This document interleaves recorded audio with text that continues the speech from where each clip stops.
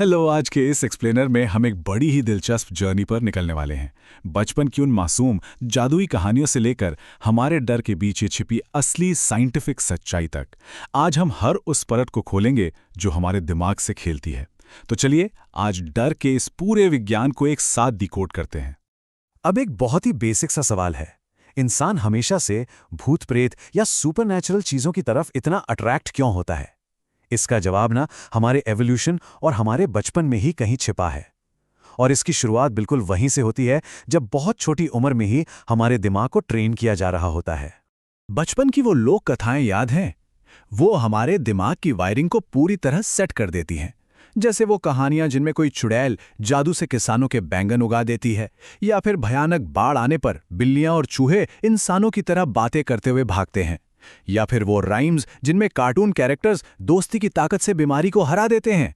सच कहें तो ये कहानियां सिर्फ हमारा एंटरटेनमेंट नहीं करती, ये सब हमारे दिमाग को इस तरह से प्रोग्राम कर देती हैं कि हम हर नॉर्मल चीज में कोई जादुई या काल्पनिक एंगल ढूंढने लगते हैं। तो जरा सोचिए, क्या होता है जब बचपन की यही गहरी आदतें हमारे साथ हमारे अडल्टहुड में आ जाती हैं?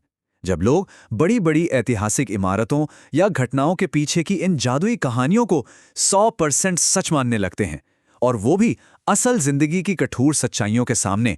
इसका एक बहुत ही परफेक्ट और जीता जागता एग्जाम्पल हमें इंडिया की एक बेहद रहस्यमयी जगह पर मिलता है। ये देखिए, ये राजस्थान के भानगढ़ किले के मेन गेट पर लगा हुआ बोर्ड है। भानगढ़, जिसे पूरे भारत की सबसे भूतिया जगह माना जाता है।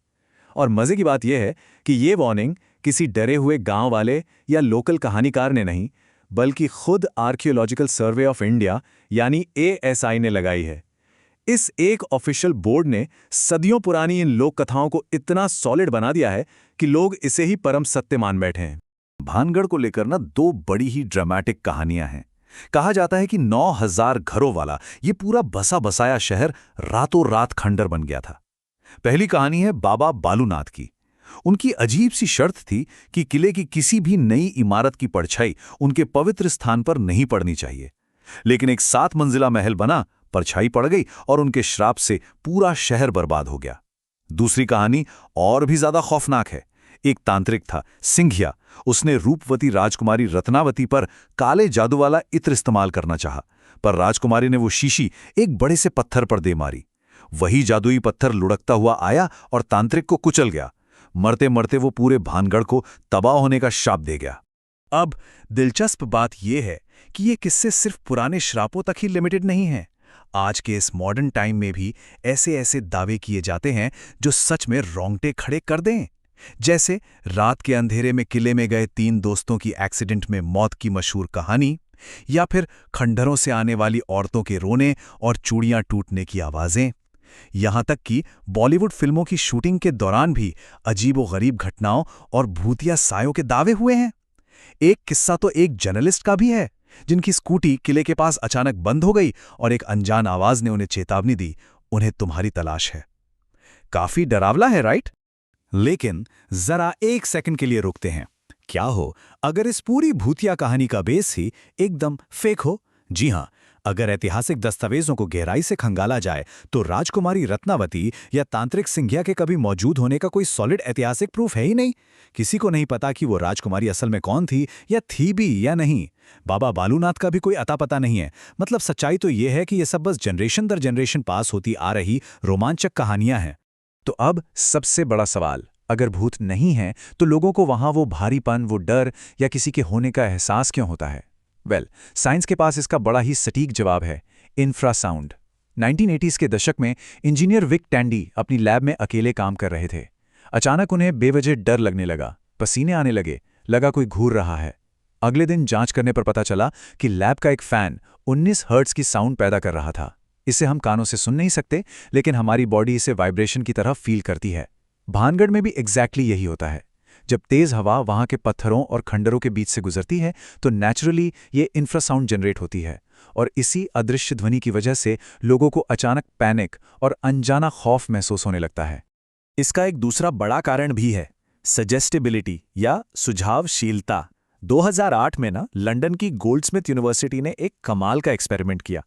उन्होंने कुछ लोगों को एक बिल्कुल खाली सफेद कमरे में बिठाया और बस इतना कह दिया कि ये कमरा हॉन्टेड है। शॉक की बात यह थी कि 20% से ज्यादा लोगों ने बाहर आकर कहा कि उन्होंने कमरे में किसी अदृश्य चीज की मौजूदगी महसूस की। 8% लोग तो डर के मारे कांपने लगे, जबकि असलियत में वहां लिटरली कोई नहीं था। अब खुद सोचिए, भानगढ़ जाने से पहले जब कोई इंटरनेट पर हजारों भूतिया कहानियां देखकर जाता है तो उसका दिमाग पहले से ही हॉन्टेड मोड में सेट होता है और वो नॉर्मल हवा को भी भूत मान बैठता है। एक और बड़ा ही इंटरेस्टिंग साइंटिफिक फैक्ट है पैरिडोलिया। मानव विकास के लंबे सफर में हमारा दिमाग इस तरह से इवॉल्व हुआ है कि वो रैंडम पैटर्न्स या परछाइयों में जाने पहचाने आकार, खासकर चेहरे ढूंढने लगता है। याद है 1976 में जब मंगल ग्रह की एक सैटेलाइट फोटो आई थी तो लोगों को वहां के एक पहाड़ में हुबहू इंसानी चेहरा दिखने लगा था। सेम चीज भानगढ़ के खंडरों में होती है। वहां के अंधेरे कोनों और टूटी दीवारों की दरारों को देखकर हमारा इंसानी दिमाग खुद ब खुद उनके भीतर डरावने चेहरे और भूतिया आकृतियां इमेजिन कर लेता है। तो मिथक और साइंस के बीच का ये डिफरेंस अब एकदम क्लियर है। एक तरफ वो दावे हैं कि तांत्रिक का श्राप है और 16वीं सदी की आत्माएं भटक रही हैं, और दूसरी तरफ है एकदम सॉलिड साइंटिफिक रियलिटी, जैसे हवा से बनने वाला इंफ्रासाउंड, इलेक्ट्रोमैग्नेटिक फील्ड्स, हमारी खुद की सजेस्टिबिलिटी और पेरिडोलिया। ये सारे साइंटिफिक और साइकोलॉजिकल फैक्टर्स मिलकर एक ऐसा तगड़ा भ्रम पैदा करते हैं जिसे लोग बहुत ही आसानी से भूत का नाम दे देते हैं। खैर, अब एक बहुत ही लॉजिकल सवाल सामने आता है। अगर साइंस ने यह साबित कर दिया है कि वहां कोई भूत प्रेत नहीं है, तो फिर उस एएसआई वाले डरावने सरकारी बोर्ड का क्या? एएसआई ने किले के बाहर वो वार्निंग क्यों लगाई है कि सूर्यास्त के बाद प्रवेश वर्जित है? चलिए अब इस सबसे बड़े सस्पेंस से भी पर्दा उठाते हैं। असल में सूर्यास्त के बाद वहां खतरा भटकती आत्माओं से नहीं, बल्कि पूरी तरह से फिजिकल और जमीनी चीजों से है। पहली बात, भानगढ़ 866 स्क्वायर किलोमीटर में फैले सरिस्का टाइगर रिजर्व के बिल्कुल किनारे पर मौजूद है। रात के घने अंधेरे में वहां बंगाल टाइगर और खतरनाक तेंदुए अक्सर आ जाते हैं। और सबसे चौंकाने वाली बात क्या है? वहां के लकड़बग्घे यानी हाइनास। रात के सन्नाटे में लकड़बग्घों की आवाजें बिल्कुल किसी रोती और चीखती हुई औरत जैसी लगती हैं। यही वो भयानक आवाजें हैं जिन्हें लोग डर के मारे भूत समझ लेते हैं। ऊपर से वो सदियों पुराने बिना छत के ढांचे इतने जर्जर हो चुके हैं कि रात में पत्थरों के गिरने का रिस्क हमेशा बना रहता है। तो बेसिकली ये डरावना बोर्ड सिर्फ हमारी सेफ्टी के लिए है, भूतों से बचाने का कोई तंत्र नहीं है। अगर वहां कोई काला जादू या श्राप था ही नहीं तो फिर 9000 घरों वाला इतना शानदार और आबाद शहर रातों रात खंडर कैसे बन गया?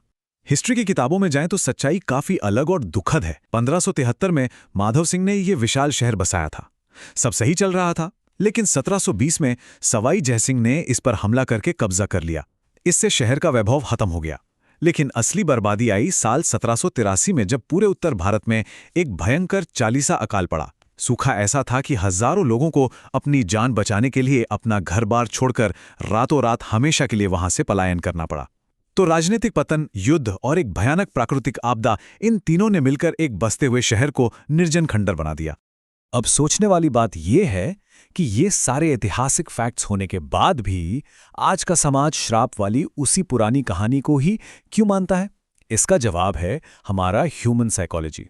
पहला कारण, हमें कहानियां पसंद हैं। अकाल जैसी भयानक लेकिन साधारण सी सच्चाई के बजाय हमें एक विलन, एक तांत्रिक वाला प्लॉट ज्यादा अपील करता है। दूसरा बड़ा कारण है टूरिज्म। सबसे भूतिया के इस टैग से वहां की लोकल इकोनॉमी जबरदस्त चलती है, लाखों टूरिस्ट खिंचे चले आते हैं। और तीसरा है आज का सोशल मीडिया। इंटरनेट के वायरल एल्गोरिदम को ऐतिहासिक और बोरिंग तथ्यों से ज्यादा खौफनाक, अलौकिक दावों से एंगेजमेंट मिलता है ना। आज के इस एक्सप्लेनर का एंड हम महान नोबेल पुरस्कार विजेता साइंटिस्ट मैरी क्यूरी के एक बहुत ही पावरफुल थॉट से करेंगे। उन्होंने कहा था, जीवन में किसी भी चीज से डरने की जरूरत नहीं है, उसे केवल समझने की जरूरत है।